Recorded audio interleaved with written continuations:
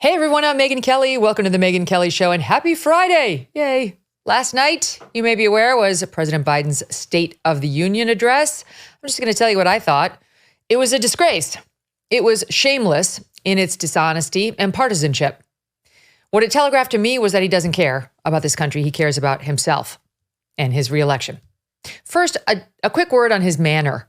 Insofar as he did not fall down or refer to any dead people as alive, it was a win. He didn't keel over. He maintained his energy. He didn't get lost or sniff any young girl's hair. So, thumbs up. They had to be relieved on Team White House last night. For Democrats scared he might die any day, he probably reassured them. But let's face it, the slurring, the stumbles, there were so many stumbled every other line. The jumbling of words over and over in a speech that was loaded into the teleprompter. Hello, we all saw it. Not horrible is not really the review you're going for as leader of the free world. Can't we do a little better? Of course, the press is celebrating this address like it was Winston Churchill himself up there last night. But the honest truth is that, okay, unusual energy for Joe Biden with all the usual dishonesty and nastiness. That's what I saw. He began by comparing this moment in time to 1941 and the rise of Adolf Hitler. Okay. He said the freedom and democracy under attack back then was kind of like what we're seeing today, and then quickly pivoted to January 6th. Sure, okay. Insurrectionists with a dagger at the throat of American democracy, posing the gravest threat to our democracy since the Civil War. All I could think was like, QAnon shaman was dressed like a Viking, but war? Akin to Hitler? I don't know. Might be pushing it a little far. He hit on abortion. Right call. Dems love it. Can't get enough of it, in fact. He hit on that wacky IVF situation down in Alabama as if that's indicative of the GOP dedicating itself as a party to ending IVF for all Americans. Hello, Donald Trump was one of the first to speak out against what happened with that IVF clinic down in Georgia. Biden tried to lie about how the economy is now crushing it. Okay. Back on that abortion question, he actually had the nerve to warn the Supreme Court justices who had shown up there, sitting there. They came in a showing of respect to him and to the country, but he chose to get in their faces, suggesting they are about to realize just how much political power women have in this country. Many of you in this chamber and my predecessor are promising to pass a national ban on reproductive freedom. My God, what freedom else would you take away? Look, it's a decision to overturn Roe v. Wade. The Supreme Court majority wrote the following, and with all due respect, justices, women are not without electoral power. Electoral or political power. You're about to realize just how much you're right about that.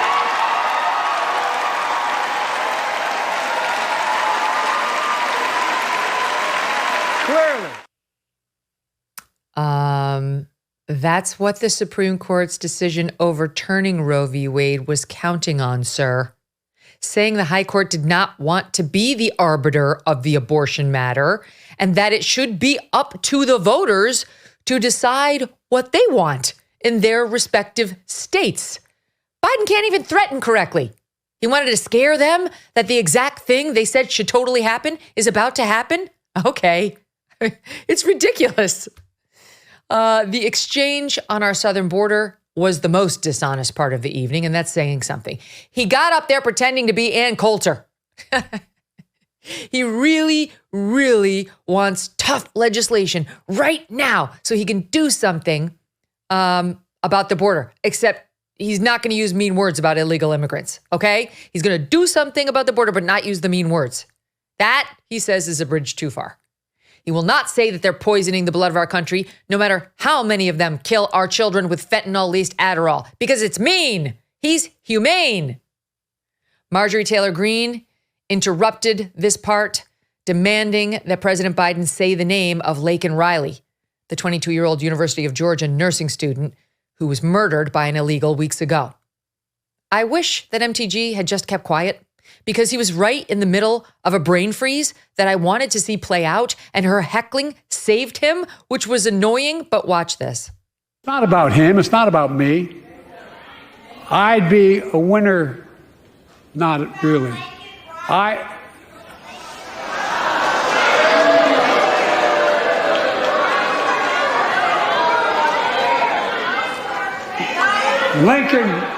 Laken Riley, an innocent young woman who was killed by an illegal. That's right. But how many of the thousands of people being killed by illegals? To her parents, I say, my heart goes out to you, having lost children myself. I understand. But look, if we change the dynamic at the border, people pay these smugglers $8,000 to get across the border because they know if they get by and let into the country, it's 6 to 8 years before they have a hearing. And it's worth it taking the chance of the $8,000. But if it's only 6 weeks, the idea is it's highly unlikely that people will pay that money and come all that way, knowing that they'll be able to be kicked out quickly. Oh, my Lord. There's so much to say there. First of all, Laken was a University of Augusta student. She was running on the campus of the University of Georgia. But look at him pretending. Look at him up there pretending. Like, gee, these mean Republicans left me with this really tough situation, but I'm going to do something about changing it from months to weeks before they get their asylum hearings. Hello, this is all your fault. This, for me personally, was the part of the speech where I was actually starting to nod off because, of course, it was boring, like they all are. And then I heard MTG call out, and then I heard him actually accept the challenge, and he did say her name. Except not really, because he couldn't, as you heard there.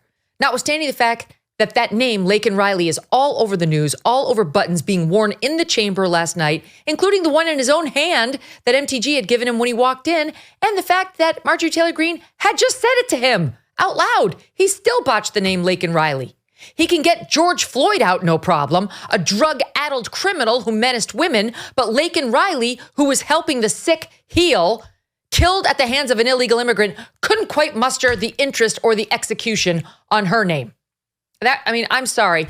The part where he went on to lie about it all being the fault of the Republicans who didn't like the deal that was just proposed, that we don't have a border, is just absurd, and everyone knows it. He reversed all of Trump's policies on day one.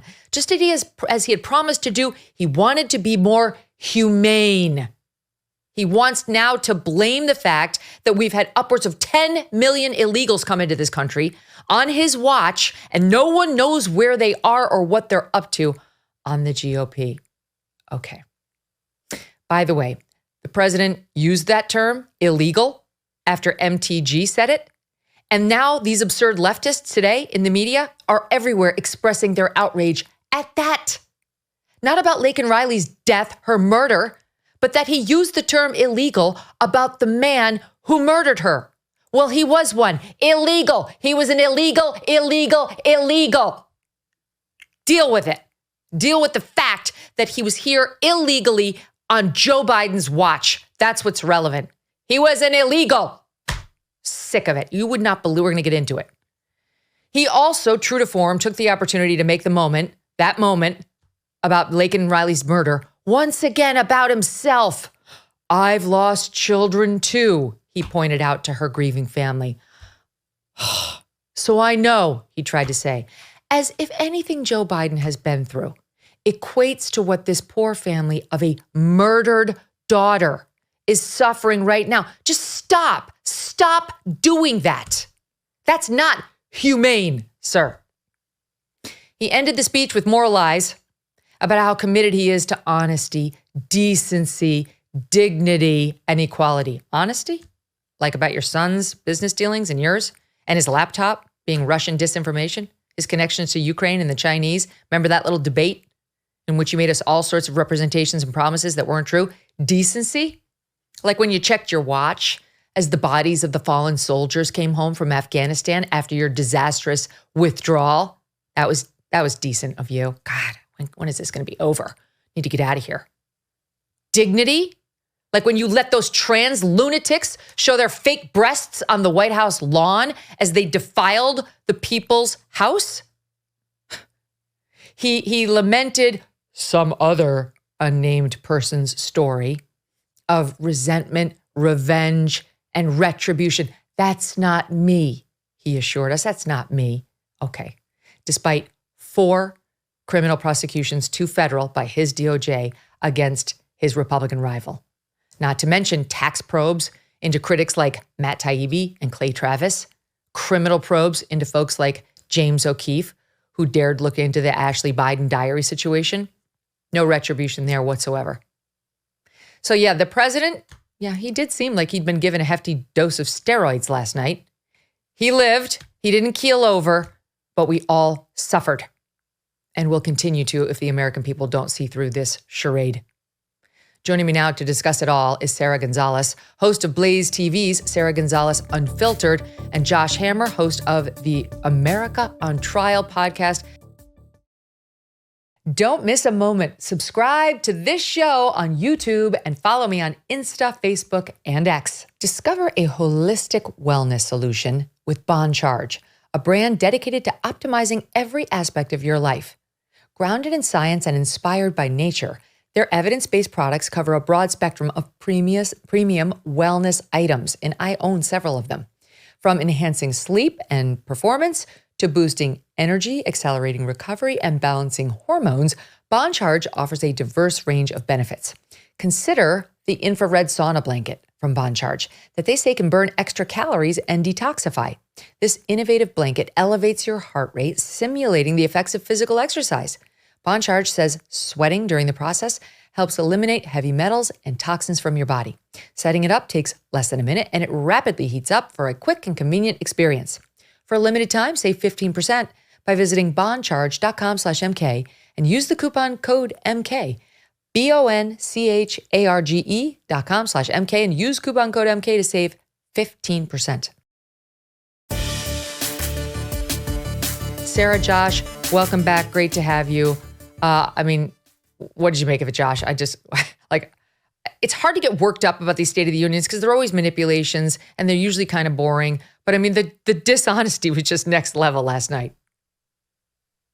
Yeah, Megyn, really strong stuff from you in that monologue right there. So look, my take on this is I approach this, who is the audience for an address like this? Who is the audience for this clearly mentally senile, clearly physically debilitating octogenarian to get up there and try to make it through this hour and a half teleprompter speech without keeling over? And to me, the audience is obviously not center-right America. For that matter, the audience for a dripping partisan, nakedly politicized speech of this nature that makes no pretense whatsoever of trying to unify, of trying to bring the country together.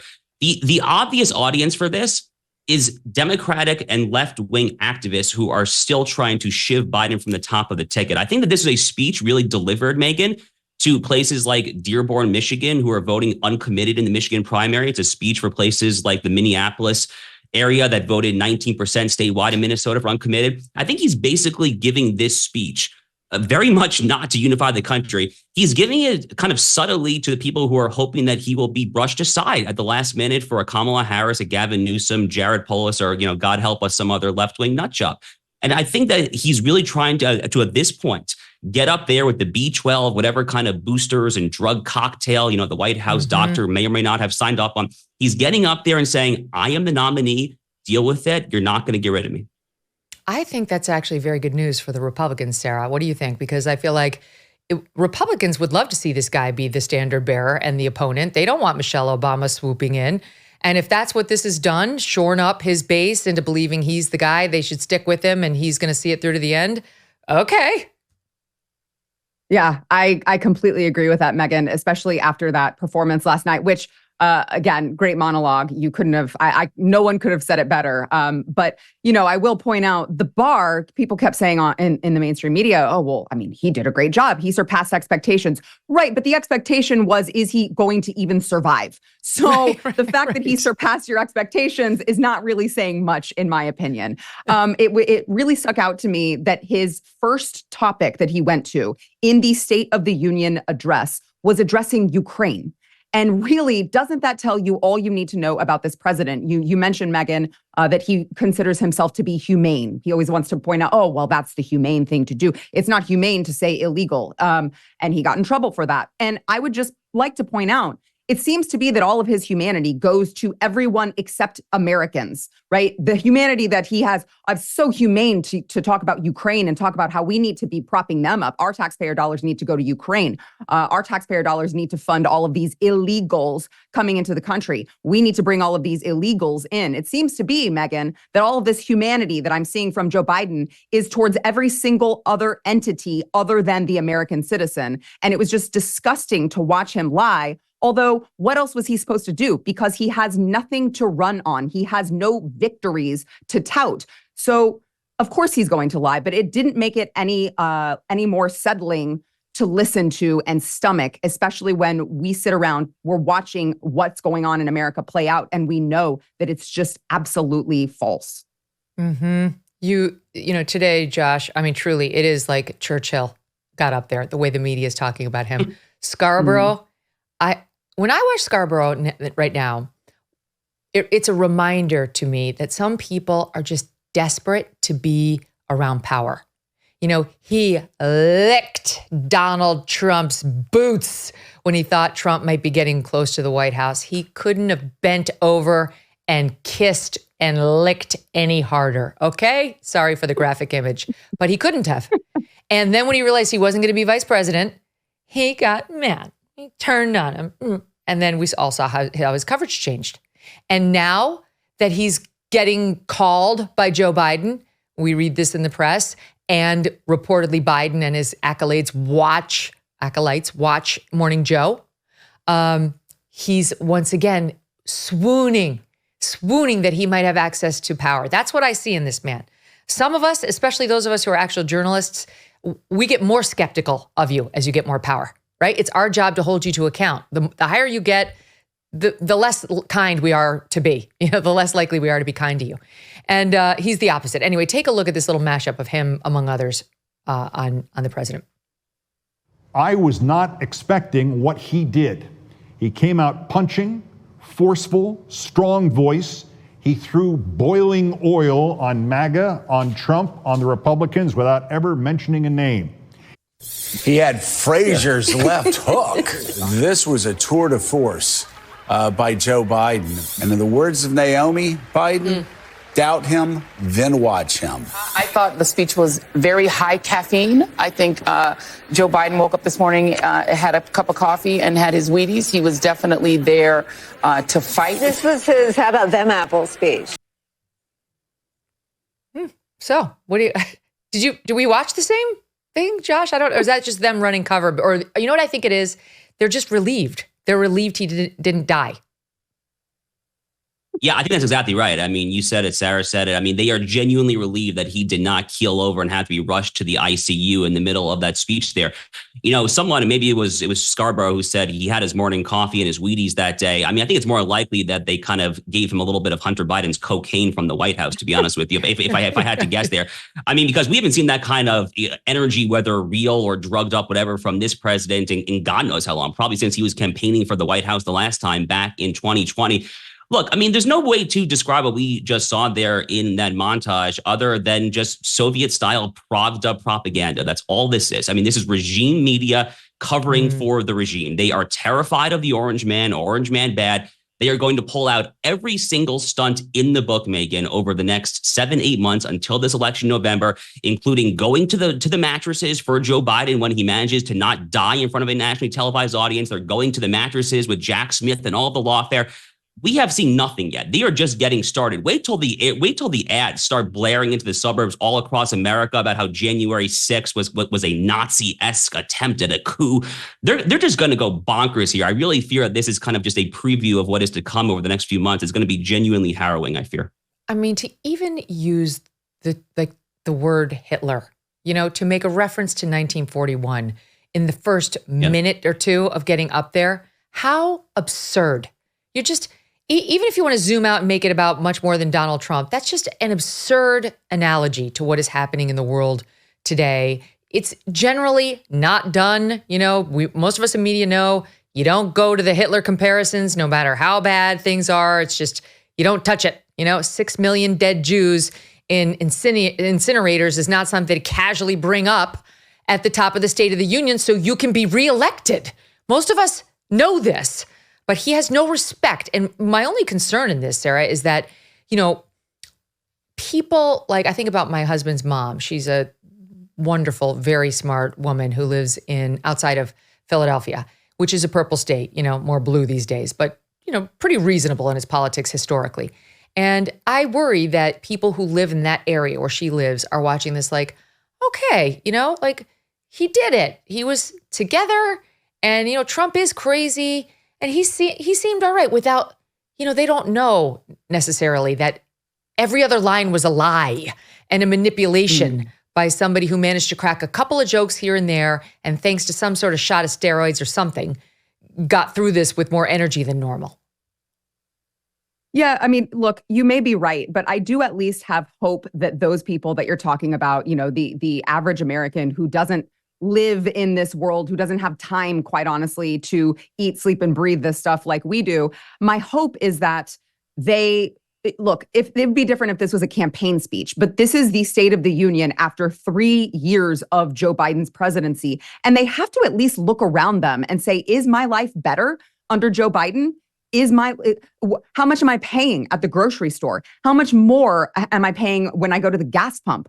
Why does everything cost more? He keeps talking about shrinkflation, and we're supposed to care that the cookie monster is upset that he gets less cookies in his, Oreos. And it's like, I really have to believe that the everyday average American sees right through him blaming it on everyone else. It's always the mean corporations. It couldn't possibly be Joe Biden's, disastrous economic policies. And so I have to believe that because we're living it, they're living it, and they have to know that this is a lie.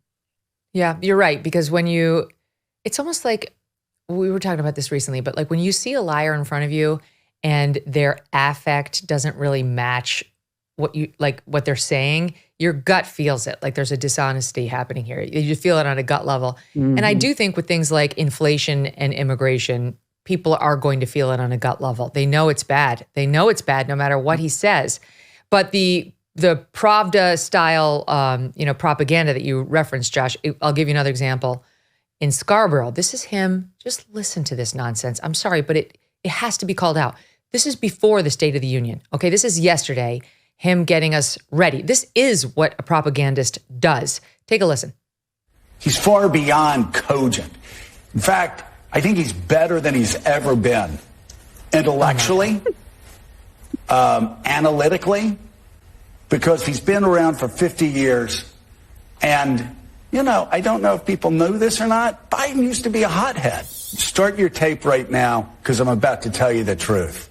And F you if you can't handle the truth. You can't handle the truth. This version of Biden, intellectually, analytically, is the best Biden ever. Oh, my God.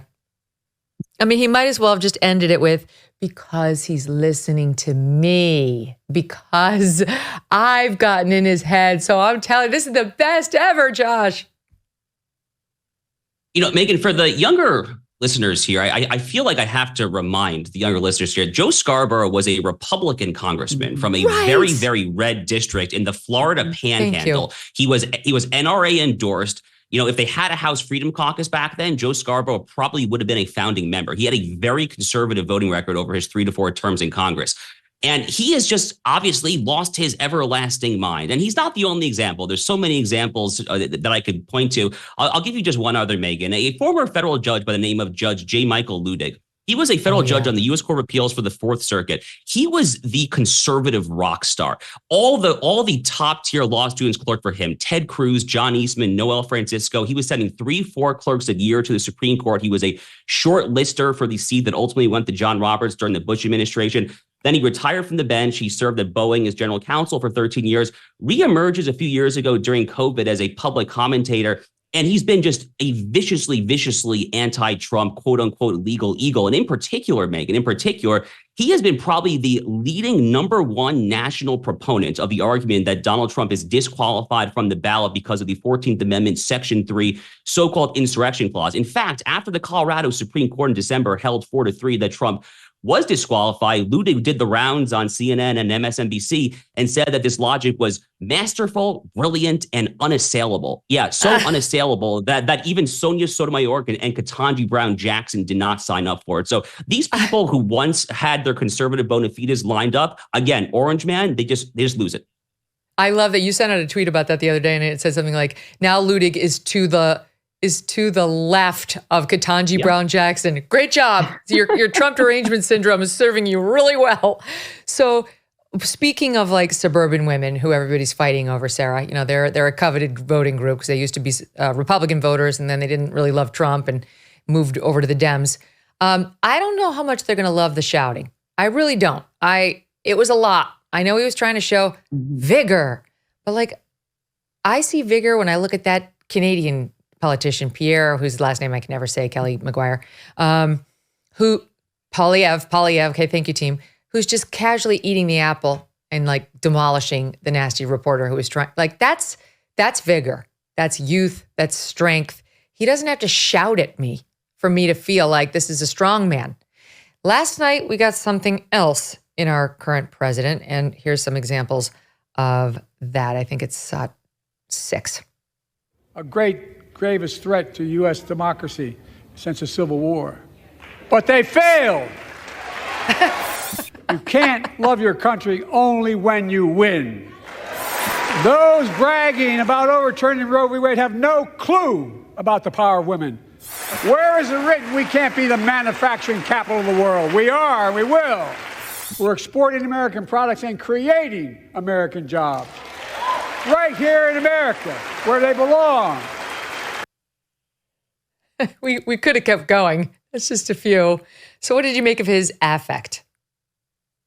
Yeah, well, I mean, Megyn, I agree with you. I don't think that the tone is going to sit well with suburban moms. And I mean, but I think that Joe Biden, his problem is his brain is not really connecting with the words that he's reading on a screen. They're simply words on a screen to him. And he's only reacting to whatever drug cocktail that has been injected into him, so that all he knows to do is get loud, not necessarily read it with any sort of, emotion that's appropriate for what he's saying. I don't think that it's going to sit well with suburban moms, especially when you consider that the number one priority, or at least at the very top of the list, is going to be their children and their families' safety. And all the way around, across the board, Joe Biden has been the one to threaten that, not just with his disastrous open border policy, where he has, you've got the Laken Rileys of the country who are dying. You've got the people being poisoned by the fentanyl that's overflowing in through our southern borders. But it's also despite what Joe Biden said last night, I'm sure you guys will be shocked to hear he was completely lying and misrepresenting that violent crime has gone down. So we're looking all around us. We're seeing that there's violent crime in cities. We're seeing how they're treating actual criminals. They're releasing them back into all of these cities to re-offend. And so I think suburban moms are sitting around going, okay, this guy's yelling at me. He's making us less safe overall. Maybe the mean tweets sound pretty good right about now. I'm so glad that all the crime is gone, because they can get rid of the National Guard on the New York City subway now. It's like terrific. That's wonderful news. So they should let them know right away. We've got to talk about the word policing by as soon as he said, Marjorie Taylor Greene said illegal, and then he repeated illegal. She got killed by an illegal, which is what we all say, because it's a perfectly acceptable short form for someone who breaks our laws, comes into our country unlawfully, and then murders one of our most promising young citizens. I have zero problem using that term. And the president feels the same. I'm sure behind closed doors, he does say that. So he said it in the State of the Union after MTG said it. And cue the freak out on the left. Some of the ones that are on camera, we queued up. Take a listen. 8. Now, you should have said undocumented, but that's not a big thing, okay? Biden stops his speech and has almost like a presidential version of a screw it moment. A young woman killed by an illegal, which is not a phrase that Democrats usually use to talk about undocumented immigrants. CNN columnist Jill Filipovic, killed by an illegal. Ugh, Joe, why? Representative Garcia of Illinois, as a proud immigrant, I'm extremely disappointed to hear him use that word. Representative Joaquin Castro of Texas. It's dangerous rhetoric. The president's getting bad advice from his advisors and speechwriters. Ilhan Omar, let me be clear, no human being is illegal. Representative Delia Ramirez, Dem, Illinois, no human being is illegal. Cori Bush, no human being is illegal. Okay. Again, this guy appears to have murdered this 22-year-old Laken Riley for the fun of it. Literally, it looks like he killed her just for the fun of murdering a young American girl out on a run in between helping people live and heal in her nursing training. What's the matter with these people? Honestly, Josh, what is the matter with them? Megyn, I think what's happened with the Democratic Party is, if you look at the history of the Democratic Party, going back in the early to middle part of the 20th century, you had presidents like Woodrow Wilson, FDR, Truman, LBJ. I wasn't alive, obviously, but I didn't necessarily agree with their economic policies, but they were a mostly political economy, blue collar, middle class economics based political party. And that really continued up through the 1990s, back when Bill Clinton was president. It wasn't that long ago, speaking of the immigration issue, Harry Reid, the former Nevada Senate Majority Leader, he was opposed to birthright citizenship. I mean, the Democratic Party back then, when they were strongly backed by the labor unions, back when Democrats understood that you could not have an open border and decent wages for the working and middle class, they were really strict when it came to illegal immigration. Bill Clinton signed a very harsh anti-illegal immigration statute in 1996. It was supported by Biden, Harry Reid, all those folks. Then the Democratic Party coalition really changes in 2008. It really is kind of the emergence of the modern Barack Obama coalition, where they really ditch kind of all of this old school blue collar middle class economic stuff. Trump would later tap into that sentiment in the 2016 campaign when he, was an earthquake in the Republican primary that year. But then you have the emergence of this new Democratic Party that really is not focused, on securing the border, on good, decent wages for the working class. At this point, post-2008, the Democratic Party has been focused on appeasing and appealing to their coalition of aggrieved interests. That's usually how I phrase it. Or their coalition of interests that the party apparatus tell you that you should be aggrieved because America is systemically racist or is systemically homophobic or transphobic or xenophobic or, insert your phobia word salad of the day. The key takeaway here, Megyn, though, I think that when you look at the polling crosstabs right now, this 2008-2012 era Obama Democratic Party coalition is falling apart before our eyes. Black voters, Hispanic voters are peeling away. The 18 to 35 Gen Z millennial demographic is peeling away. Democrats are in deep doo-doo. And what you saw right there with Joe Biden with the illegal, that's a Freudian slip. And it's kind of a flashback to the Democratic Party that used to be back when they were more focused on boosting wages for the blue collar middle class there. But he's been eclipsed both physically, as the case may be with his very advanced age, and intellectually by this new crop of radicals. It's a good point. I mean, he's of that era anyway. I mean, he came up, of course, he was Barack Obama's vice president. They are obsessed with identity. We know this, using the proper terminology about everybody, Sarah. And last night, we've got to show this moment. He took a moment to point out he has got the first female vice president. And take a look at how Kamala Harris reacted to this moment. I got elected to the United States Senate when I had no intention of running at age 29. Then vice president of our first black president. Now president to the first women vice president.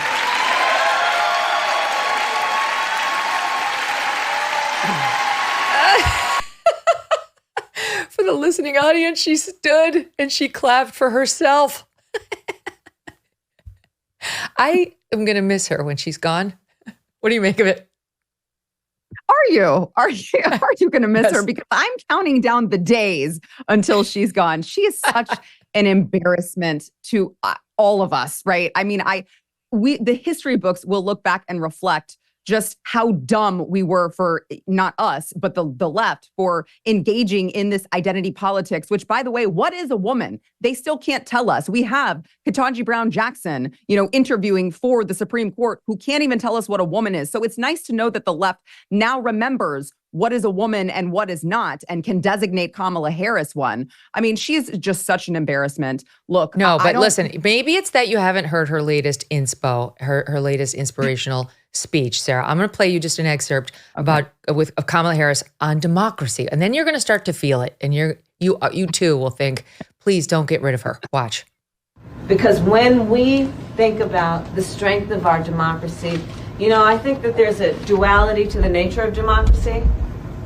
When it's intact, oh, it's so strong in terms of what it does to uphold and protect individual rights and freedoms. So strong in its nature. And it is very fragile. It will only be as strong as our willingness to fight for it. So strong and also so fragile. I think it was Joseph Massey, who's my favorite poet on X, tweeted out, forgive me if it wasn't you, tweeted out, is she okay? That was the right reaction. Yeah, I also like, is that what she said to Willie Brown as she was rising through the ranks? I mean, look, she is such an embarrassment to you. I would point out both of your profession, or Megyn, your former profession. The fact that this woman made it through law school, passed the bar, had this prestigious career in the state of California, and she can't even put together a sentence is just such a mockery of the entire profession. So true. But let's not forget about Fani Willis. I mean, that's another, like, and everybody in her office, from the way it looked at that hearing, my God, all those people passed the bar. It's amazing. All right, so there's so much more to get through. Let me squeeze in a quick break, and then we come back. We have got to discuss Katie Britt, and it's not going to be pleasant for Katie. All right, I'm just going to tell you there right up front. Stand by. I want to tell you about the Association of Mature American Citizens, or AMAC, an organization dedicated to America's seniors. AMAC stands out today by not only advocating for senior issues, but also by pushing for conservative values that affect us all. If you join, you're not just supporting America's senior citizens, you can become part of a movement defending our freedoms and securing our nation's future. Plus, membership brings you exclusive benefits like discounts on travel, dining, entertainment, and special insurance rates. Regardless of your age, if you're driven to preserve freedom, AMAC welcomes you. Sign up now at amac.us/Megyn, and for a limited time, get a free gift membership for someone who shares your love of our great nation. Don't miss out on this chance to make a difference with AMAC. Join today at amac.us/Megyn and extend the invitation to a friend or a family member for free. The Republicans had an opportunity here to put their best foot forward and just sound normal. That's it. Don't shout, say normal things, and speak to regular Americans about what's real. And they blew it, as they do almost all the time in these State of the Union responses.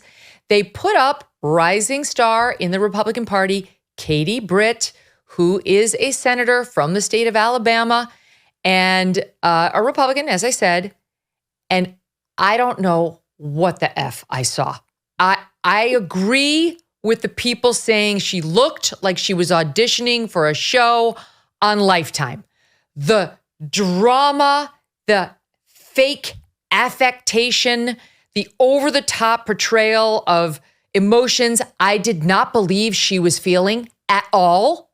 Her inauthenticity, it was totally cringe, as the kids would say. Sorry, this is how I saw it. You tell me whether you disagree. Here are some high/lowlights. I never could have imagined what my story would entail. To think about what the American dream can do across just one generation, in just one lifetime. It's truly breathtaking. But right now, the American dream has turned into a nightmare. Our country can do better. And you don't have to look any further than the crisis at our southern border to see it. President Biden inherited the most secure border of all time. He invited it with 94 executive actions in his first 100 days. Okay. She embarrassed herself. She embarrassed the Republicans, and she embarrassed women. It was a disgrace. I was horrified by her performance. And I really think that it's going to take her years to rebound from that performance. Am I being too hard on her, Sarah? No, I completely agree with you. And as you rightfully pointed out, it is the most Republican thing to do ever, to be handed this on a silver platter. You have a guy whose a low bar is just don't die.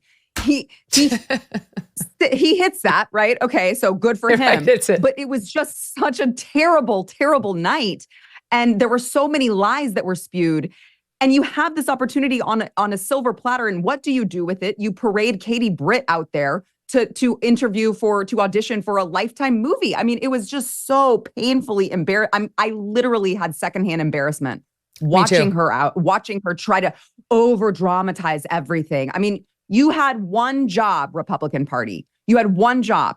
Bring someone out there and just be normal. And they could not even do that. It's just, I mean, it's uniparty stuff that, like, do any of these people understand real life? Are any of these real people? It feels like none of them are. Didn't anybody, like, it reminds me, my family has been watching Modern Family, you know, the reruns of Modern Family, which is such a great show. And at one point, Claire Dunphy, played by Julie Bowen, decides to run for like town council, and her family just eviscerates her as she's practicing her debate skills. They point out everything that's wrong with her, that she's doing wrong.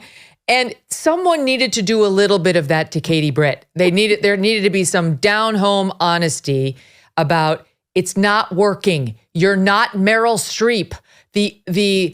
This is one of my favorite parts. I mean, the fake holding back tears. If she actually were brought to tears by something that had happened, maybe, but it was fake. It was obviously fake. But my favorite part is like the look down, the pause and the look down, and then back up. Like, oh my God, like I think her script said dramatic pause, Josh.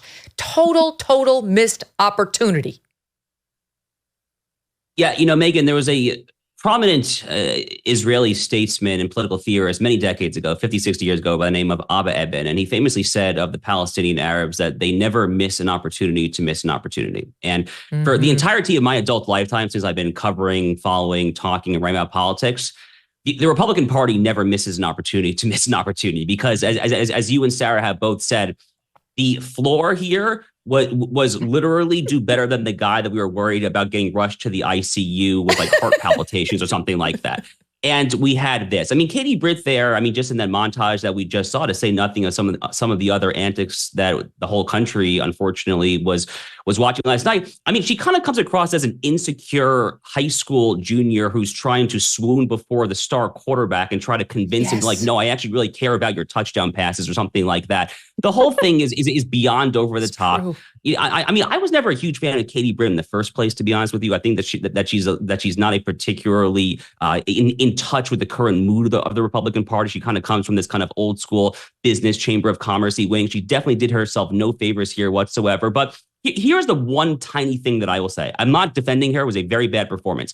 But when was the last time that there's actually been a good State of the Union response? Sarah, Sarah and I were talking about this before the show went live today. I think you had to go back probably to Mitch Daniels. Mitch Daniels around 2012 was...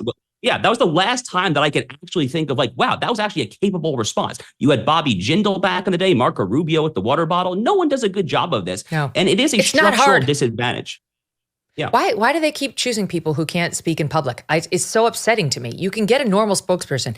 And I would submit that there is a chance they are a little too focused over on the Republican side on identity politics, as opposed to getting something who's a whippersnapper, who's super articulate, who can go bring it. You should get somebody who can speak live, who can actually respond to some of the lies we've just heard. Hell, I'm a registered independent. I'm not even a Republican. I could do it. I could do it way better than these people. Get somebody who can speak. I don't want to do it. But Ann Coulter I love her Substack, and she pointed out the following. In the last 9 responses to a State of the Union address, Republicans have chosen a woman or a minority. This year, it was tearful Senator Katie Britt, literally sitting at a kitchen table, presumably because a nursery school was not available. The last white male to give the response was Mitch Daniels. Coincidentally, it was the last decent one. You sure know your voters, GOP. This would be like Democrats refusing to give any jobs to women or minorities, as opposed to what they actually do, which is to give all jobs to women and minorities. In caps, we are not the party of identity politics, you utter imbeciles. The GOP cannot learn. They keep hauling out someone who checks a demographic box the Republicans are having trouble with, who proceeds to soak the speech in personal biography instead of substance. And here she finishes it up.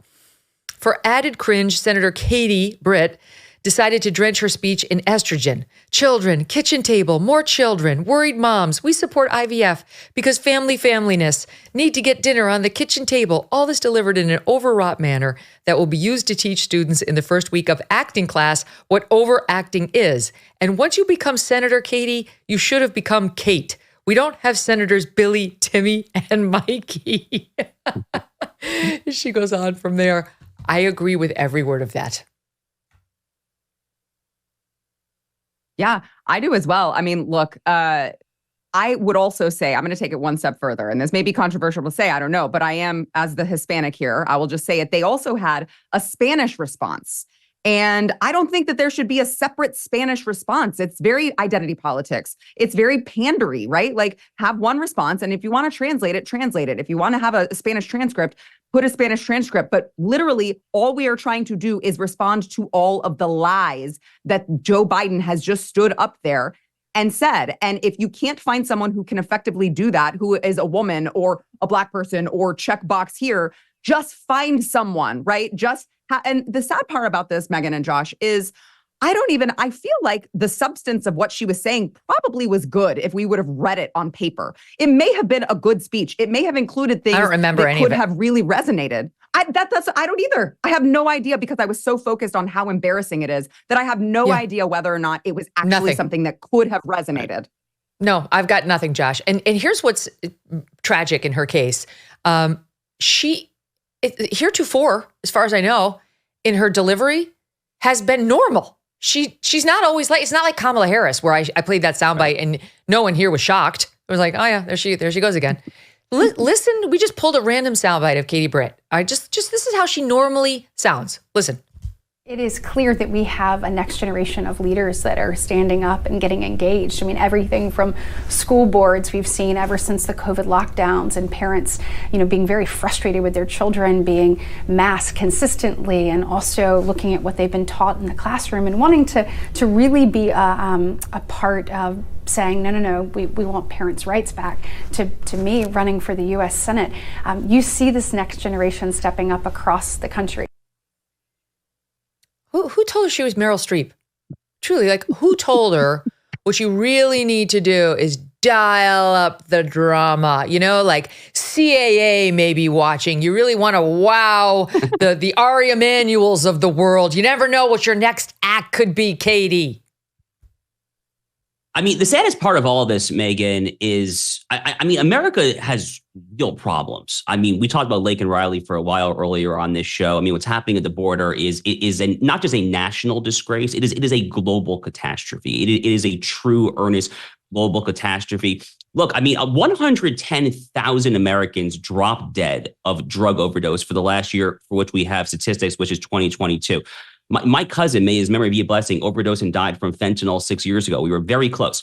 This is all coming across that southern border. Immigration is the one issue that Republicans have to run on day in and day out for the rest of this campaign. And the way to make that case is to give it in a statesman-like, dignified, straightforward, no BS fashion, ideally not at a kitchen table, by the way, ideally with something like a little more stately as a backdrop. I don't know who thought that was a good idea, but just be like a normal politician. They're trying to overthink this. I have no idea who literally was telling her to act like that. Maybe it was her husband. I genuinely have no clue. Clearly was the wrong affectation for the wrong time with the wrong message. They should have gotten, like, I realize the family of Laken Riley is grieving, but they should have gotten the family of somebody who's been really hurt by these illegal immigration policies and just get up and tell your story. That's it. That would have been far more powerful than the nonsense we saw from the kitchen table. A couple of just samples. Someone who goes by The Chat. Katie Britt was giving Lifetime TV serial killer mom vibes. Charlie Kirk. Katie Britt is talking like she's hosting a cooking show, whispering about how Democrats don't get it. Allie Beth Stuckey. Okay, GOP, never again. I know y'all were going for the relatable mom speaking in her kitchen from her heart, but it did not work. Just a straight, strong speech will do in the future. Thanks. I get it. And I agree. So they should They should do what I just said. TV is all about moments. People remember moments. Get a powerful person who's been through something and just zero in on that one issue, like Josh said, illegal immigration in this case, and say, like in Laken's case, this illegal came into the country in 2022 on Joe Biden's watch. He'd already been in trouble with the law, hadn't been deported. Why not? That would have been far more effective. Josh and Sarah, stay with us. There is an update in the Fani Willis case. Don't go away. Debt. You can go to bed thinking about it, and you can wake up thinking about it too. Here's the truth. The system traps you in debt. High interest credit cards and loans make it nearly impossible to pay off your debt, and insane inflation keeps you stuck paycheck to paycheck. Done with Debt can be your lifeline. Done with Debt has an ingenious new strategy to help erase your debt faster and easier than you ever thought possible. Done with Debt analyzes all of the debt options that you qualify for. They know how to reduce bills. They know how to cut interest rates. They're skilled staff of negotiators. They know how to get debt out of your life permanently, without bankruptcy and without a loan. Done with Debt has experts who can share with you strategies for eliminating debt. But you do need to hurry because some debt solutions are time sensitive. Here's how easy they make it. Go to donewithdebt.com. That's donewithdebt.com, donewithdebt.com. Okay, guys, so some developments in the Trump legal warfare. He has managed to post a bond in order to appeal that $93 million judgment E. Jean Carroll got against him. So that's good. So that appeal will proceed because not that easy to secure, $93 million, but he got it. So thumbs up. Secondly, Letitia James, who got the $450 million judgment against him and keeps tweeting out the running total of what he owes with interest. She's loving her moment in the spotlight, has learned the hard way that the working class, especially in New York, do not approve of her or what she's doing. Take a look at what happened to her when she addressed the FDNY. This is via Fox News. Watch.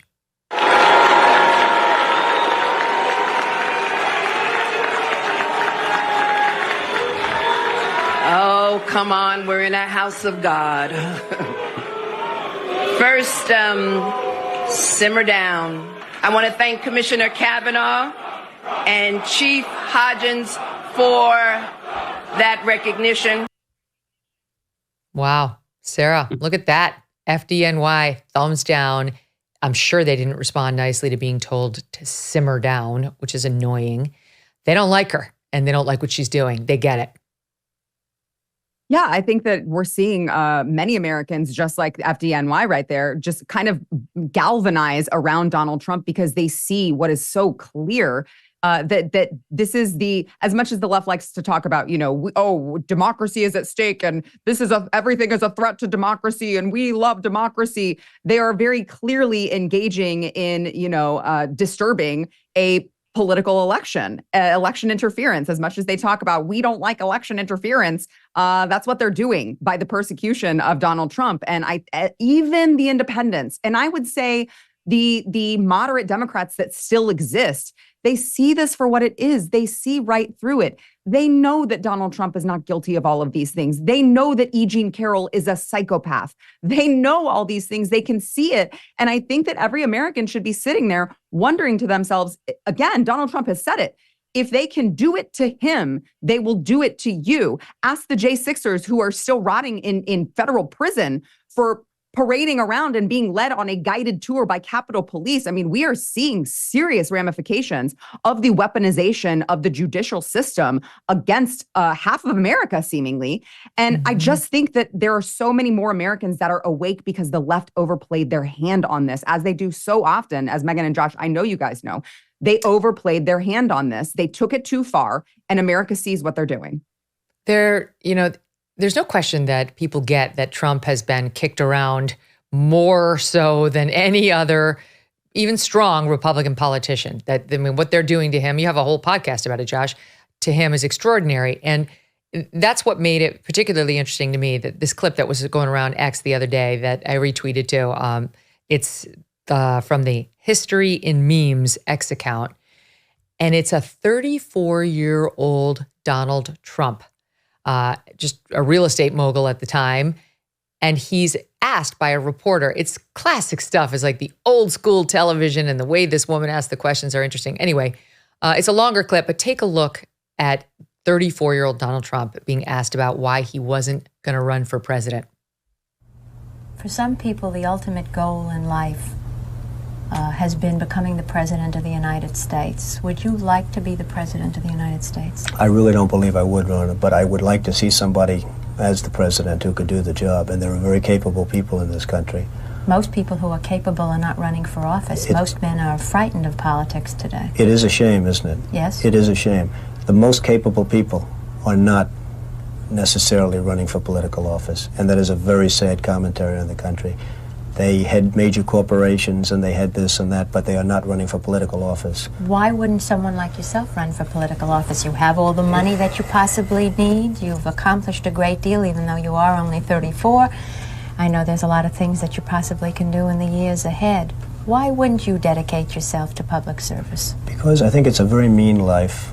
I would love and I would dedicate my life to this country, but I see it as being a mean life, and I also see it as somebody with strong views and somebody with the kind of views that are maybe a little bit unpopular, which may be right, but may be unpopular, wouldn't necessarily have a chance of getting elected against somebody with no great brain but a big smile.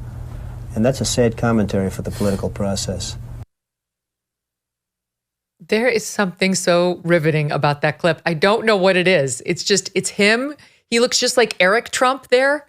He's only 34. It was 1981 on the Rona Barrett show. And boy, if he only knew how right he was, Josh. You know, it's funny. So I don't know if you guys remember the old Comedy Central roasts, but my wife and I recently rewatched all of them because there's some really good material in there. And Donald Trump was roasted on the Comedy Central roast in 2011. And he actually ends the night. So they roast him, and at the very end, he kind of gets back at the roasters.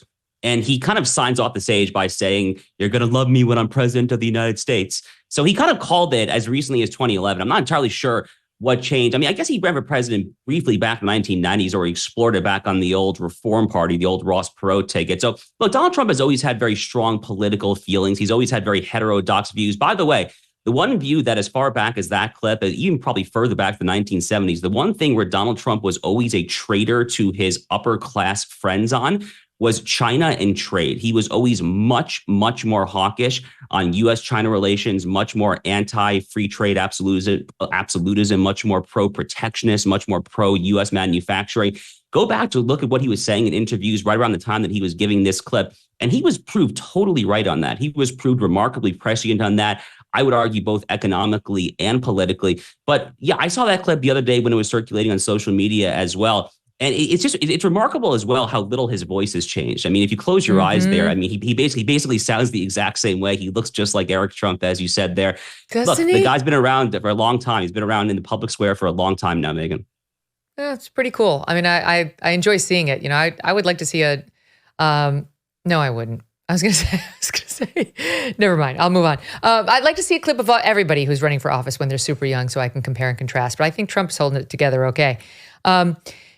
I want to switch over to Fani Willis because there's developments in that legal case today. Interestingly, and I don't think this is a positive development, Judge McAfee, the judge who's deciding whether to disqualify Fani Willis and Nathan Wade, just got a challenger.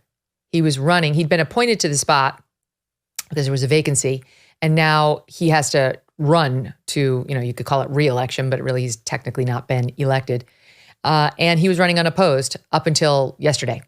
And now a Democrat has decided he's going to run against him, named Robert Patillo, who's a civil rights attorney, criminal defense attorney, talk radio host, former executive director of the Rainbow Push Coalition, which is a social justice and civil rights group founded by the Reverend Jesse Jackson, who seems to really, really, really hate Trump. I'll just give you a couple.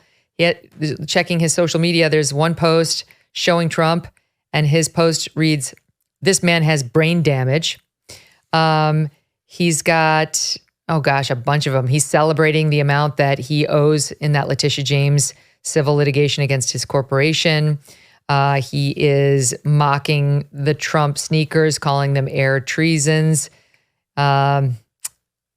Whatever. The point is, there's nothing nice about Donald Trump on here. He can't stand him. And again, this is a jurisdiction that went 72 plus, almost 73% for Joe Biden in the presidential election, Sarah. And there's a real question about whether this is going to up the ante for this judge so much that he's now essentially choosing between keeping his job and doing what's right, which is, if you ask most independent experts and not people who are thumb on the scale for Fani, to DQ this woman and her lover. Mm-hmm. Yeah, the thing that strikes me in this particular Fani Willis situation is just how arrogant these people on the left have gotten. She wasn't careful. She and Nathan Wade weren't careful. It seems to be that everyone in town knew exactly what was going on. But that seems to be par for the course when it comes to the left. I mean, you have, Hillary Clinton like taking a baseball bat to their, computers to hide their tracks. You have, Bill Clinton saying, "I did not have sexual relations with this woman." I mean, they're so arrogant because How about they know Menendez at the end of the with day, his alleged corruption. And he's still there. And Democrats won't do anything about it. And so, we're seeing this two-tier justice system, but really at the end of the day, they are arrogant because they know that they can get away with it. They've been getting away with it for so long. And so, I'm with you, Megyn. I'm very cynical about this particular situation. I don't think that justice will be done in this situation because, when has it ever been done when you're on the left? Seemingly, you can get away with murder if you have a D after your name and you are a radical activist. And yet, again, I go back to Donald Trump and the people who are, who were at the Capitol on January 6th, particularly my friend, investigative reporter Steve Baker, who is now being charged with misdemeanors and he's being perp walked. And so, it is really scary when we are living in a time, with this two-tier justice system where we seem to just be selectively prosecuting people for their political opinions. Meanwhile, you've got people like Fani Willis who are over there, participating in high levels of corruption. You've got, this money laundering situation with her boyfriend.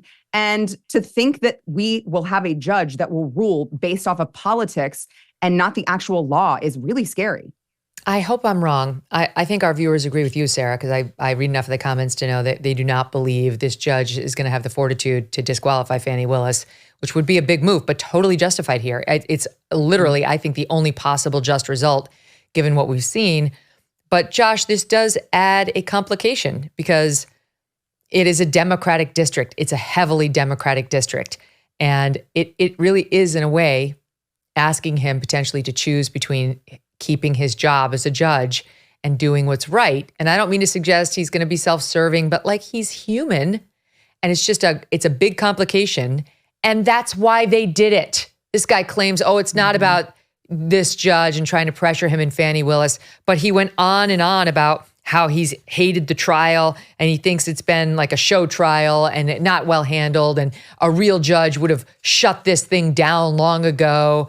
So it's definitely a Democratic move to pressure Judge McAfee.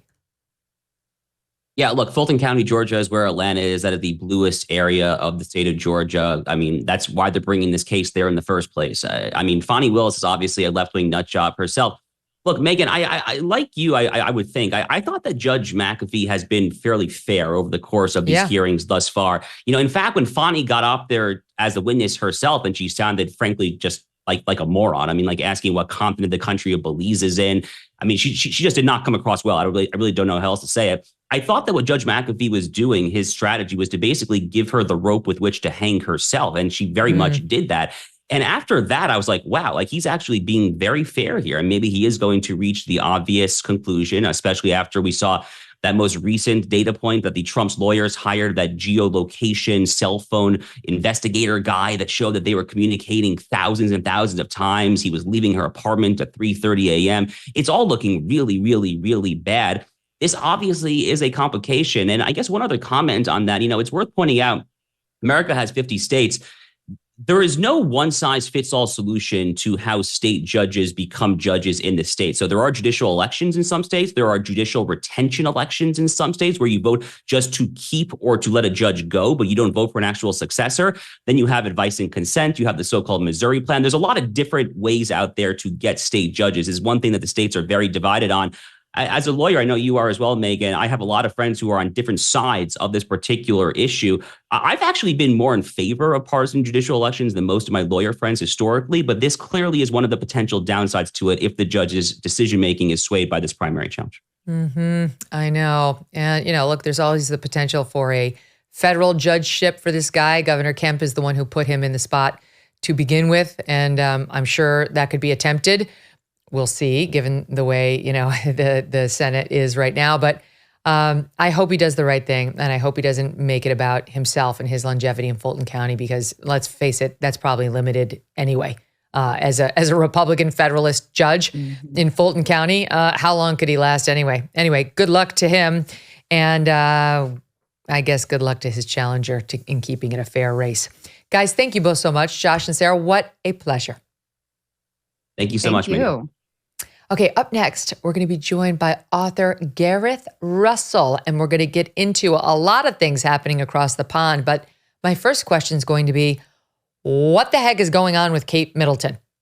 All right, what's happening? Because William just had to cancel yet another engagement for personal reasons. The engagement was like 2 steps away from where he lives. Nobody knows what's actually happening with Princess Kate. Does Gareth? We'll find out. Grand Canyon University, a private Christian university in beautiful Phoenix, Arizona, believes that equal opportunity is important and that the American dream starts with purpose. Change the world for good by putting others before yourself. Whether your pursuit involves a bachelor's, master's, or doctoral degree, GCU's online, on-campus, and hybrid learning environments are designed to help you achieve your unique academic, personal, and professional goals. With over 330 academic programs as of September, GCU meets you where you are and provides a path to help you fulfill your dreams. The pursuit to serve others is yours. Let it flourish. Find your purpose at Grand Canyon University. Private, Christian, affordable. Visit gcu.edu. In our first hour, we discussed the train wreck that was the State of the Union address. Now it's time to go across the pond to the royal mystery that has everyone asking, where is Kate Middleton? And what did she have done in the hospital? It's been nearly 2 months since the Princess of Wales had, quote, abdominal surgery. That's all they'll say. And with every passing day, the conspiracy theories about what happened to her grow, thanks in large part to the royal family's own, I think, mismanagement of the messaging. You got to say something. It's not 1800. We need to know something. And we have the perfect guest to discuss this and many other things related to the royals. Historian and author of the book, The Palace, From the Tudors to the Windsors, 500 Years of British History at Hampton Court. Gareth Russell, welcome to the show. Oh, thanks for having me, Megyn. Oh, the pleasure's all ours. I loved listening to you on my husband Doug's podcast, Dedicated with Doug Brunt. You guys covered such fun ground, including your relationship with Charles C.W. Cooke, which I'm going to have to ask you about as well. But let's start here. What is going on with Kate Middleton? She went in the hospital for 13 days. She got out. She's just now been seen for the first time in a car being driven by her mother. But they're not telling us anything. And as I mentioned to the audience before we went to break, now her husband, Prince William, on February 27th, canceled a public appearance at a memorial service for his godfather. And that's notwithstanding the fact that he could literally have walked right across to that venue had he chosen to, but he had to cancel for a, quote, personal matter. This has everyone wondering what this is. They say it's not cancer related. That's all they'll tell us. What do you know about it? Yeah, so that's a very good point about the memorial service for his godfather. And it was a very prestigious event. So his godfather was the last king of Greece. And really most of the European royal families sent representatives to London for the memorial service. The Greek royal family settled in Britain after the revolution. So it was surprising that he wasn't there. And I think you're right. I think, well, it's the $1 million pound question, isn't it? What's wrong? It's interesting you mentioned that they ruled out cancer. That does seem to be within the royal household, as it is, I suppose, for many families. The big C is the big thing. And they will be fairly candid about life-threatening or terminal conditions. And we've seen with the king talking about his cancer. There are a lot of rumors about what's wrong with the Princess of Wales, Megyn. They range from the credible to the outright deranged. And I think you're probably right that the royal household could have done more. As you say, if you give nothing, someone else will supply that information and they won't have the basis or good faith that you do. I think Kensington Palace's perspective, though, is to defend them a bit. They said, look, you'll be told after Easter, it's not Easter yet. You'll get the information when she's ready. It's a tough one, isn't it? Because obviously everyone has the right to privacy when they're recuperating, but at the same time, she is a very, very public figure. So the palace are sort of caught in their own plan, if you like. They don't really know how to get out of this without looking like they're backing down to social media pressure. I mean, abdominal surgery could be any number of things, but I can't think of one. And I even asked my own doctor at my annual physical, what could keep you in the hospital for 2 weeks, especially as a young, vibrant woman? She's only, I think, 42. And he was stumped. We weren't coming up with anything. I said, a hysterectomy? He said, even that, you would have been out shorter. Online, they've speculated maybe an ovarian cyst. That can be done laparoscopically. My son, people know this, a couple years ago, got injured on a ski mountain and tore his spleen in 3 places. He had to be in the ICU for 7 days, not moving. 7 days. That, not 2 weeks. And that was a very serious, potentially life-threatening injury. Anyway, that's part of the mystery. What on earth could keep a vibrant, otherwise healthy person in the hospital for, it wound up being 13 days? Yeah, it's interesting you mentioned the hysterectomy, because that was kind of the presumed reason for a long time in the British press, although they did hold back a bit on speculation. But certainly that was the front runner, if you like, for the public reasons. If I was to give the royal household any advice, and fairly obviously they have no need to listen to me, but if I was to give them, or if I was doing this myself, I think what they would need to do, Megyn, is when the princess is back to public duty, some kind of interview or fuller statement will be needed. Otherwise, even when she's back in public life, a lot of these conspiracy theories will not die down. They'll keep running. Conspiracy theories are sort of like cockroaches after a nuclear bomb, aren't they? They can survive anything. I'll tell you one that we're going to know whether it's true pretty soon, one way or the other. And there's this craziness from Esther Krakow, a writer and broadcaster on Sky News. Listen to what she thinks happened in 26. I mean, some of the conspiracy theories, I have to admit, they did make me laugh. There's a meme going around on the internet assuming that, saying that Princess Catherine underwent a BBL surgery. So she may very well be the first Kardashian of the royal family if Meghan Markle doesn't beat her to it. Okay. With respect to Esther, she was just repeating what she saw. She was. One of the BBL, for those not familiar, is the Brazilian butt lift. It's what Kim Kardashian obviously had, though she denies it, where you just make your butt enormous. Now, I do think, Gareth, we're going to know that one before there's any admission after Easter. Look, Megyn, I think if it's HRH BBL, we will know. It'll be pretty obvious when it comes time for state banquets and they have to get an extra wide chair for the Princess of Wales. Yeah, I think Esther was right, probably, to have a bit of fun with that one. Yes. Yeah, but it's one among many. Although I have to say, in terms of the laughter rating, that's one of my favorites. Yeah, well, I mean, the royal family seems to be in a bit of a health crisis at the moment, between Kate being in the hospital for 2 weeks and the king, 18 months into his reign, getting diagnosed again with some form of mystery cancer, right? That's another one where we haven't been given all the facts. I mean, when you're talking about the big C, they really should just be transparent on it. This is like what's happening with our defense secretary over here. Like, everything's a parlor game. I realize it's private, but these are public figures in very prominent roles.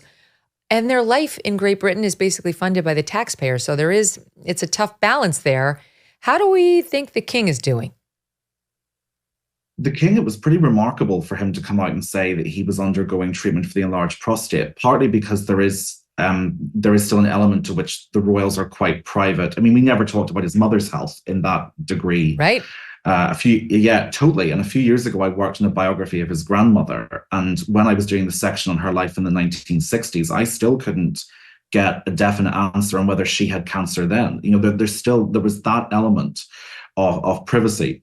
What's really interesting, Megyn, is that when he talked about going for the prostate treatment, which he was very open about, I think there was something like a 1,450% increase in British men accessing prostate cancer services and charities. So the potential for them to do an enormous amount of public good when they are open about it is extraordinary and very palpable.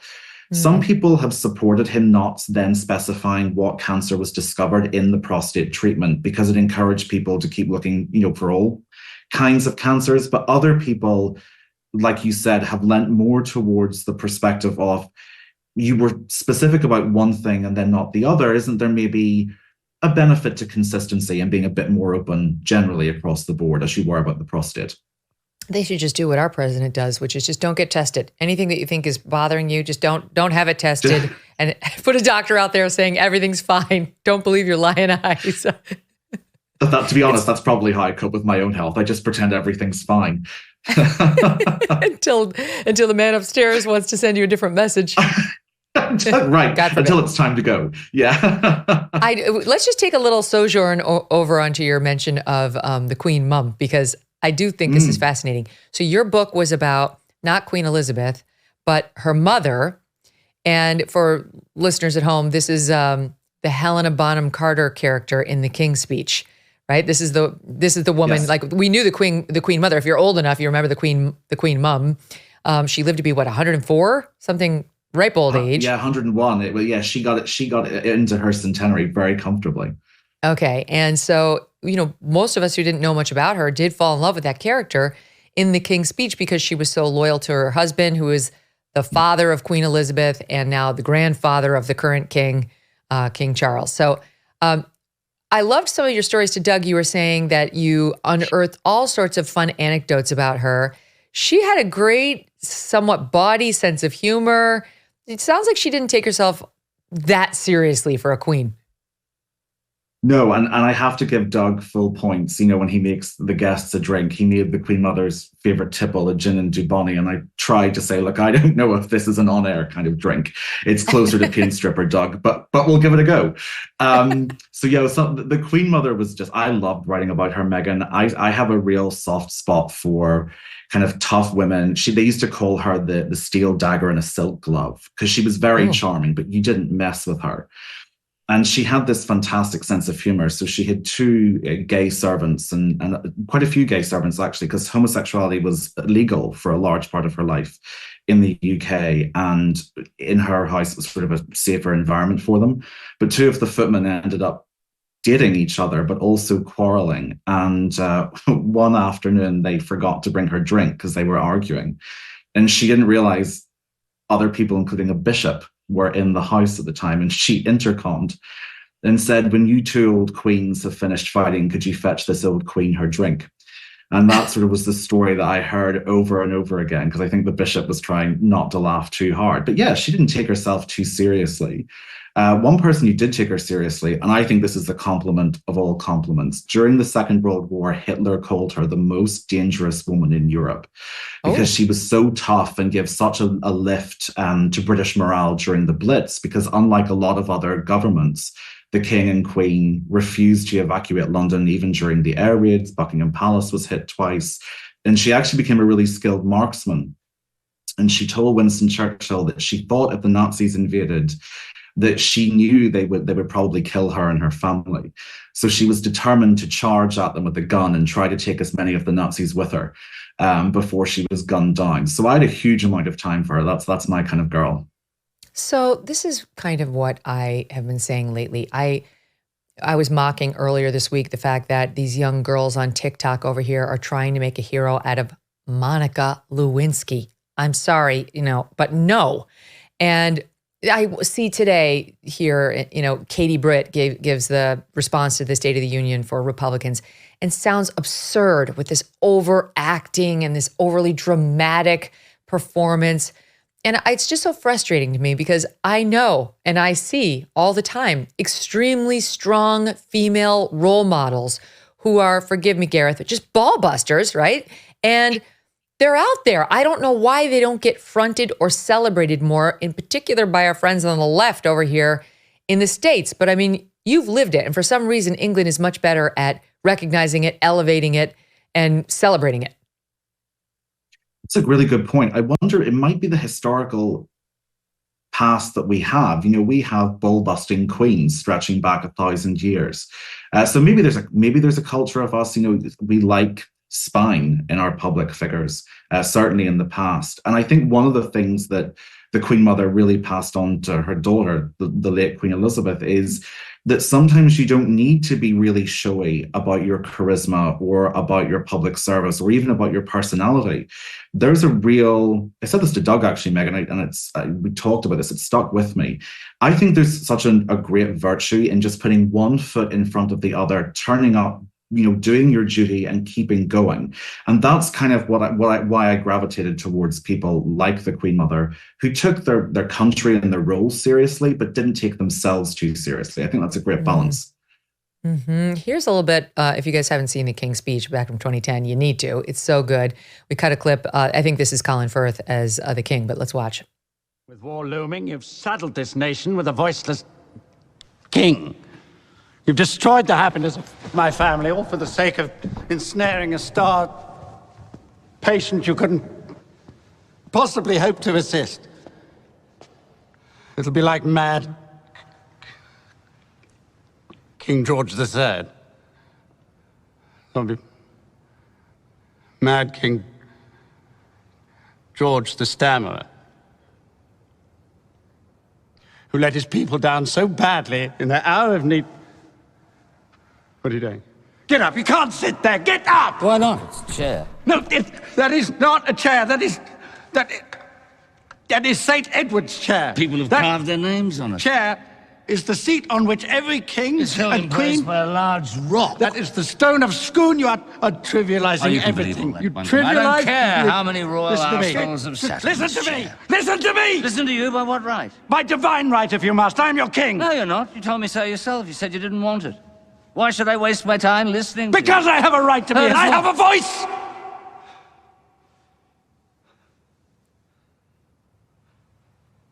Yes, you do. Oh, so brilliant. Jeffrey Rush was amazing. Colin Firth, too. And that, I mean, the whole movie was based on an actual fact, which was the king has, as he points out, a stammer, and his wife, the Queen Mother, who we've been discussing, was very supportive of him and trying to get through it. Yeah, and actually, I love this story. One of the things I found out when I was researching my book on her was that the writer, I think David Seidler is his name, contacted her in 1981, 1982, and asked her questions about her husband's speech impediment, about the therapy, and she answered them. She wrote him back sort of pages upon pages of answers.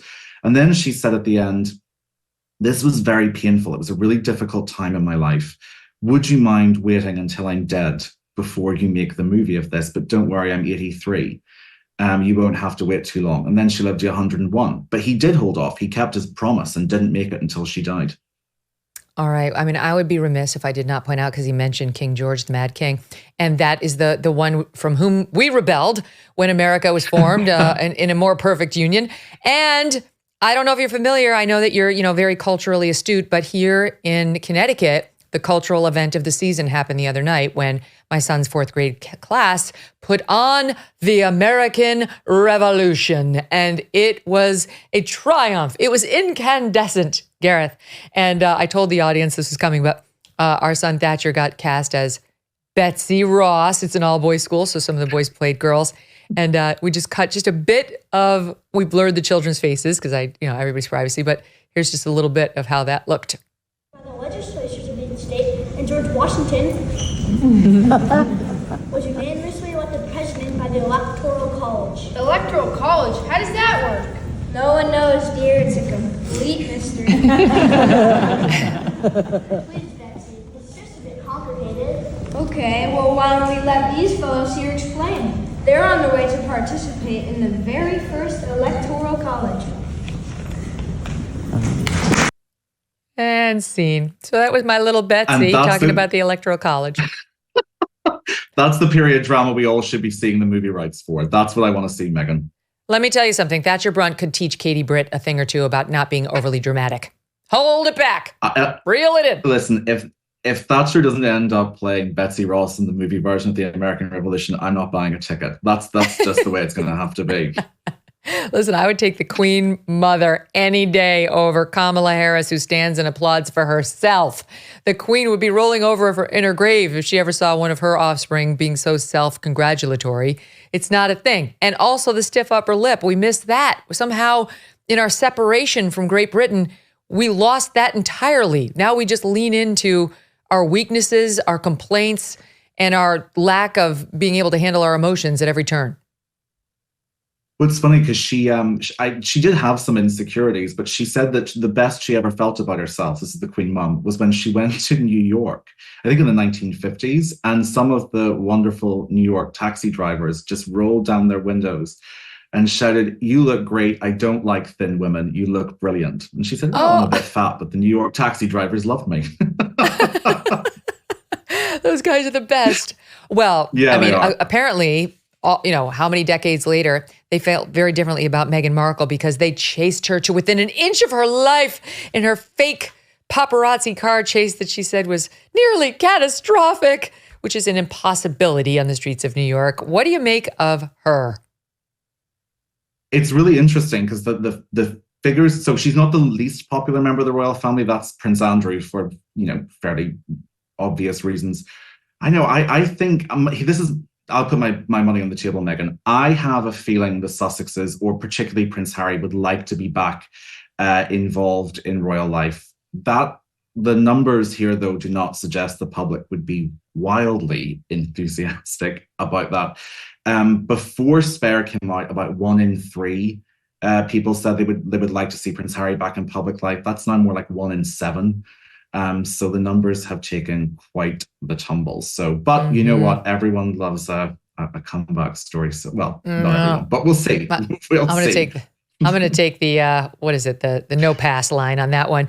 Tying it all together, Kate Middleton has an uncle named Gary Goldsmith. I did not know this, and he has been starring, for lack of a better term, in Celebrity Big Brother UK. And he weighed in on, among other things, Meghan and Harry by saying the following in SOT 29. They were a threesome. So Kate, William and Harry, they look really comfortable together, and then suddenly there's an extra dynamic that comes in, puts a stick in the spokes, and creates so much drama that I don't genuinely think was there, and rewrote the history and said how unhappy he was. And I just don't think that's fair. And then you can't throw your family under a bus in such a dramatic style, then write books about it and expect it to be invited around for Christmas. Right on, Gary. Who knew that there was a loquacious uncle to Kate Middleton out there doing celebrity TV and giving interviews? Who is this guy? Well, Megyn, firstly, can I also tell you, if you want to really just laugh yourself into the evening, watch some of Sharon Osbourne's comments in that show. They're like heat-seeking missiles. Oh, Megyn, the tiny tears of laughter, to be honest. They were brilliant. Anyway, I think I'm sure there's a bit of Kate thinking, oh my God, why is he on Celebrity Big Brother? This is the last thing on God's holy green earth I needed. But at the same time, the public seemed to be really enjoying his performance. And I think people thought he was going to come in and be a disaster. And so far, not. He's keeping her secret. He was asked about Kate, and he said, "I'm not saying anything." I doubt Gary knows, let's be honest. But he did say, right. I'm not going to say anything. Here's right. What are the odds? But here is a little bit more. You don't have, yeah. Right. We need a little bit of the Gary Goldsmith promo from this show so our audience can get to know him better. Watch. I'm Gary Goldsmith, the uncle to the future Queen of our country, Catherine Middleton, the current Princess of Wales. She is simply perfect. First time I met William, Catherine was cooking and William said, "Hi, do you want a cup of tea?" Very normal. I often read that people think I'm a bit of a bad boy. It'd be lovely to put the record straight, but Winding people up is probably my favourite hobby. Every part of me is just riddled with mischief and danger. Now I'm an absolute nightmare to live with. There's a reason why I've had 4 wives. So he's going to be, I don't know, what's he going to be? He's going to be the uncle-in-law to the king one day. Yeah. Megyn, can you imagine if you were related, particularly if you're the Princess of Wales, and you see a moment where your uncle goes on national television and says, I love annoying people and I'm full of mischief. That has to be the point where you just take the ice out of the ice pack on your forehead and dump it into a drink. Like there's just that. Well, at that least they has to haven't be- disowned him like Meghan and Harry did to Meghan's father. Yeah, it's not a Thomas Markle. There's not a Thomas Markle situation. But you know what? Let's just see how Celebrity Big Brother plays out. I think so far, I have to say the British public seem to be loving it. They are thoroughly entertained. Well, I want to move on because I want to talk about your latest book that you discussed with Doug, The Palace, because it actually does have some good intrigue in there about figures that, people may actually remember and know. For example, I wanted to get into, oh God, hold on a second. I'm looking for my notes because there was a good one. It was Elizabeth. Elizabeth nearly died of smallpox in 1562. I mean, the Queen Elizabeth, not the most recently departed Queen Elizabeth. And it did occur to me, I guess there's a long history of the royals being very, very secretive about their health issues.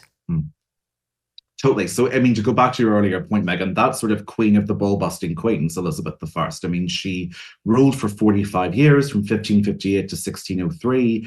One of her nicknames was Gloriana. She's sort of considered one of the great English monarchs. And yet only 4 years into her reign, she was at Hampton Court Palace, which is just this gorgeous historic palace outside London. And she caught smallpox, and there are these 15 extraordinary days there where she very nearly dies. And she's unmarried, she's childless. Nobody knows who to pick as the next monarch. And firstly, you think, what would history be like if she died after only 4 years as queen rather than 45? But the other thing, to go to your point about the secrecy, is had she died, or monarchs died unexpectedly, there was a chance of civil war, there was a chance of rebellion, riots. So secrecy sort of becomes baked into the royal DNA from this ancient precedent. And each chapter in the palace is sort of a different room, different person, different decade, moving from royalty to servants. And that chapter I love doing because I kind of do love the mystery of what if it had all gone so wrong and she hadn't turned the corner that autumn at Hampton Court. Well, it's amazing that they lived through any physical challenge back then, given the bizarre remedies they were unleashing on one another back in the day. There's a great line in one of the Woody Allen movies where they talk about, what would you miss if you did time travel back to the 1920s and you were there, in Paris, France, when all the greats were writing? And he said antibiotics. And it's true. Right. Like, man had a point. Yeah, penicillin or even like a good paracetamol if you're having like really minor things that they struggled with. And one of the things I discovered writing that chapter was that she had a German doctor and he had an Arabic remedy. So they wrapped her like a funeral shroud head to toe in red flannel and then put her next to a massive fireplace and cooked her. Like they sweated the disease out of her, which sounds just like 1% less comfortable than dying, to be totally honest. But that's kind of how they got the fever out of her. Right. I mean, you see it depicted in all the movies with like the leeches sucking the blood, and then they actually cut people so they could bleed out. People are one step away from doing that after having received the COVID vaccine these days. They're like, you hear all these stories about people going down to Mexico and getting their blood replaced. It's like, okay, I'm not sure that's going to solve anything. But in any event, what bizarre remedies are we doing to ourselves right now that we're going to look back on and laugh or cringe at? All right, I've got to ask you about Charles Cooke because we love Charlie. We're huge fans of Charlie. Everyone on the team loves Charlie except for my assistant, Abigail Finan, because she's the same age as Charlie and she's horrified at what he has achieved and the big brain he has, and she does not feel she has. Even though she's an amazing person, he makes her feel like she hasn't quite done enough with her 37 years. So what was it like going to college with Charlie? I think I was Abigail, to be totally honest. Imagine, imagine being next to Charles, who had this sort of very, neither Charles nor I were chained to the library. When we were talking about our favorite memories, it was a pub called the King's Arms, which tells you pretty much everything you need to know. And yet Charles just had this unbelievable grasp, particularly of American history. He did his thesis on the Second Amendment. And he was just even then so incredibly impressive. So yeah, Abigail, I fully and completely empathize. He's just relentlessly impressive. Were you surprised when he decided to pursue and attain American citizenship? No, I was surprised he didn't do it earlier. He really, he just absolutely loves the United States, and his knowledge of the Constitution and the American Revolution is genuinely extraordinary. This, by the way, is the nicest I've ever been about him, Megyn. I know. Move on from that. Let's hear the bad Charlie Cooke stories. Come on, give me something to use against him. He must have done something outrageous. He won't mind this, but I hope not. Otherwise, I'll never hear from him again. But hey ho, they lifted the ban in the Oxford Library on bringing drinks in if you were revising for your final exams, and they clearly meant water. And he opened a bottle of red wine and decanted it into a glass. And I just remember the librarian, like a torpedo, get out. and he had to leave the library with his nice Malbec, I think. So that is one of my, overall from college, my favorite memories, Charles decanting a nice red in the middle of the history faculty. So he did it, but he did it in a classy way. I mean, he's still talking about going down to the pub and getting his sort of view of American life through the local pub. We do that here as well as across the pond. I mean, one thing that's interesting to me is you're Irish, right? Yeah. No, so I'm a Belfast boy. Yeah, absolutely. Yeah. So what's interesting to me is, Charles is from the UK, you too, and I feel like you guys are almost canaries in the coal mine when it comes to what's happening in our country with the wokeness and the crazy race essentialism and the crazy stuff on the transit. Like, whenever I want to feel better about what's happening in America, I look over at the UK. I say, and Ireland in particular has been terrible, which I don't get. I realize there's Protestants and so on, but there's a lot of Catholics over in Ireland. We tend to be a little bit more socially conservative. So what's happening? Yeah. That's a great question, actually. So I'm not Catholic. So any Irish Catholic that feels that I'm speaking out of turn, I'm sure they will let me know. I can speak for all of us. You're good. Okay, good. Thanks, Megyn. So I think part of what happened with Irish Catholics, quite seriously, is that a lot of the social conservatism and sort of was generally rocked by the scandals in the church, say the last 20, 30 years. Yeah. And there sort of has been really, I was going to say a come to Jesus moment, but that's unintentionally ironic, given what's happened. Yeah, I think that's a really big part of it, Megyn. And I think probably in, say, like 20, 30 years, there'll be a historian who can say, what did the kind of the fallout from the abuse scandals in the Catholic Church do to social conservatism across Southern Ireland? Because one of my best friend's mothers, it was such an interesting conversation. She said that it was like a death to her. She used to go to mass every Sunday, and then it became difficult and painful. And you were trying to remember, had you seen things, that weren't right?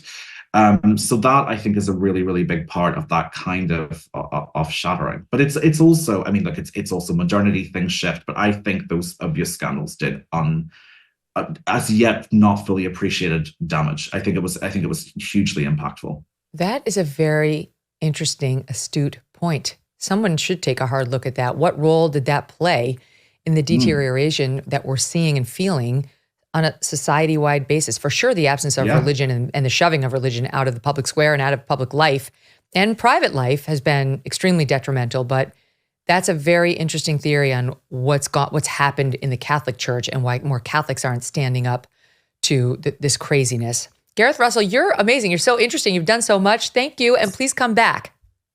Oh, anytime, Megyn. Thanks so much. I had a great time. Likewise. All right. So the latest book is called The Palace. You guys need to check it out. Very interesting and fun to read. So I think you'll enjoy him in the written word as much as you did in the spoken. All the best to you. Okay. Now we want to tell our audience the Oscars are Sunday and they're being hosted by Jimmy Kimmel. And I just want to tell you right now, I'm going to have a special treat for Jimmy Kimmel on Monday. So I hope you make a programming note to make sure you download the show on Monday or just follow us on YouTube, youtube.com/Megyn Megyn Kelly. We're going to break down what happens on those shows, which I'm sure will be ridiculous, with Andrew Klavan and Maureen Callahan. That's a good combo. And in the meantime, if you guys would like to check out some of our highlights from the week or the special gift my Strudwick left for me on Wednesday morning in my family room, you should go sign up go to megynkelly.com, sign up for my once a week email. I don't bombard you. megynkelly.com. You can email me there too. You can see all the shows and our fun clips and your latest on my little sweet red menace, Strudwick front. Have a great weekend.